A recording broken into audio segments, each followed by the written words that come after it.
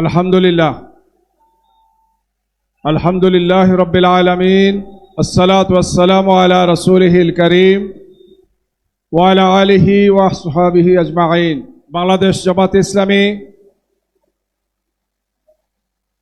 আজকের এই জাতীয় সমাবেশ শহীদী কাফেলার উদ্যোগে আয়োজিত বাংলাদেশের ইতিহাসের সর্ববৃহৎ এই জাতীয় সমাবেশে সম্মানিত সভাপতি, শহীদী কাফেলার সংগ্রামী আমিরে জামাত মোহতারাম ডাক্তার শফিকুর রহমান, উপস্থিত কেন্দ্রীয় নেতৃবৃন্দ, রাজনৈতিক দলসমূহের সংগ্রামী নেতৃবৃন্দ, ইসলামী দলসমূহের সম্মানিত নেতৃবৃন্দ, উলামায়ে কেরাম, শহীদ পরিবারের সদস্যবৃন্দ, জুলাই যোদ্ধাবৃন্দ, সম্মানিত আগত মেহমানবৃন্দ, সম্মানিত সাংবাদিক বন্ধুগণ, একান্ত প্রিয় আজকের এই সুবিশাল জাতীয় সমাবেশে উপস্থিত ভাই এবং বন্ধুগণ, আমরা আল্লাহ সুবহানাহু ওয়া তাআলার কায়েমন বাক্যে তার শুকরিয়া আদায় করছি। আল্লাহ সুবহানাহু ওয়া তাআলা আমাদেরকে শত প্রতিকূলতার মধ্যে আলহামদুলিল্লাহ আজকের এই বিশাল সমাবেশকে সুন্দর, শান্তিপূর্ণ এবং সুশৃঙ্খলভাবে আয়োজনের তৌফিক দিয়েছেন। মহাগ্রন্থ আল কোরআন থেকে তেলাওয়াতের মাধ্যমে আমাদের এই জাতীয় সমাবেশের কার্যক্রম আরম্ভ হবে। মহাগ্রন্থ আল কোরআন থেকে তেলাওয়াত করছেন জনাব শাইখ কারি হুবাইবুল হক তানিম আল আজহারি। আমি শাইখকে মহাগ্রন্থ আল কোরআন থেকে তেলাওয়াত করার জন্য অনুরোধ করছি। এর অনুবাদ পেশ করবেন আমাদের প্রিয় ভাই শরীফ বায়েজিদ মাহমুদ।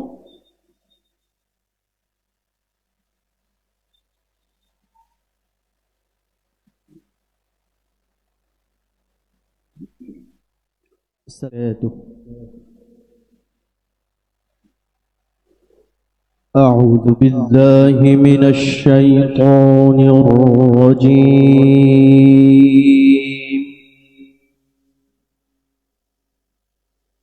بسم الله الرحمن الرحيم.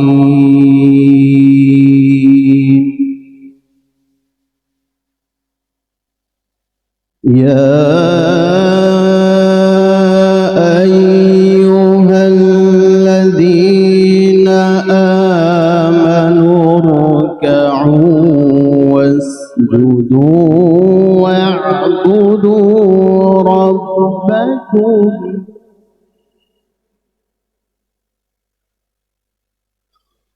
واسجدوا واعبدوا ربكم وافعلوا الخير لعلكم تفلحون.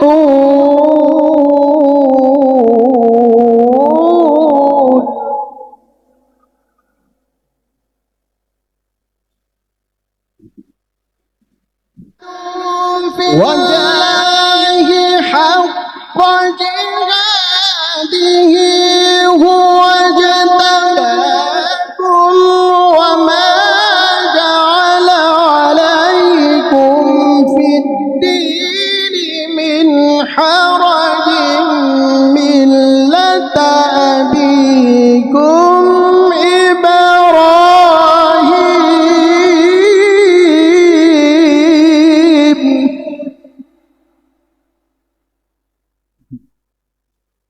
هو سماكم المسلمين.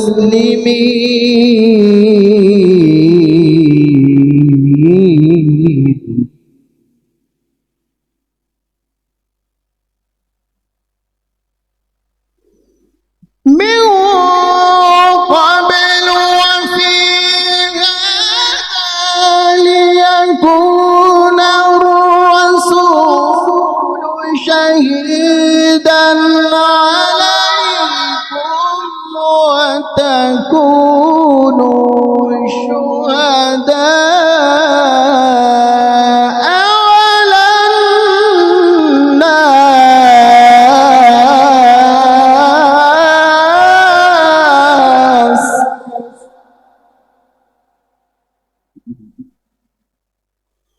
فأقيموا الصلاة وآتوا الزكاة واعتصموا بالله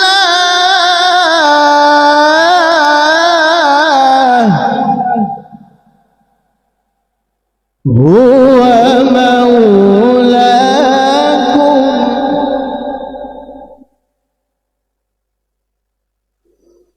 فأقيموا الصلاة وآتوا الزكاة واعتصموا بالله هو مولاكم فنعم المولى ونعم النصير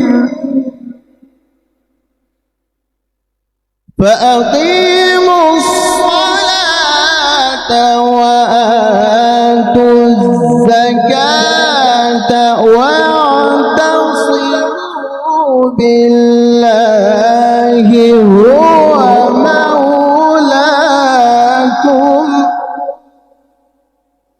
فنعم المولى ونعم النصير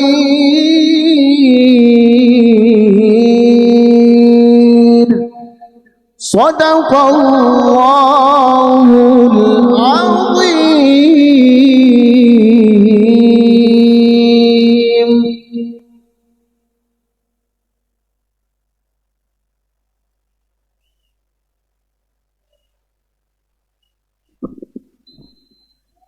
বিসমিল্লাহির রহমানির রহিম। সূরা আল হজ 10 রুকু 78 আয়াত। আমরা শেষ দুটি আয়াতের তেলাওয়াত শুনেছি। আল্লাহ বলছেন, হে ঈমানদারগণ, রুকু ও সিজদা করো, নিজের রবের বন্দেগী করো এবং নেক কাজ করো, হয়তো তোমাদের ভাগ্যে সফলতা আসবে। আল্লাহর পথে জিহাদ করো, যেমন জিহাদ করলে তার হক আদায় হয়। তিনি নিজের কাজের জন্য তোমাদেরকে বাছাই করে নিয়েছেন এবং দ্বীনের ব্যাপারে তোমাদের উপর কোনো সংকীর্ণতা আরোপ করেননি। তোমাদের পিতা ইব্রাহিমের মিল্লাতের উপর প্রতিষ্ঠিত হয়ে যাও। আল্লাহ আগেও তোমাদের নাম রেখেছিলেন মুসলিম, এবং এ কোরআনের মধ্যেও তোমাদের নাম এটি, যাতে রাসূল তোমাদের উপর সাক্ষী হন এবং তোমরা সাক্ষী হও লোকদের উপর। কাজেই সালাত কায়েম করো, যাকাত দাও, আল্লাহর সাথে সম্পৃক্ত হয়ে যাও।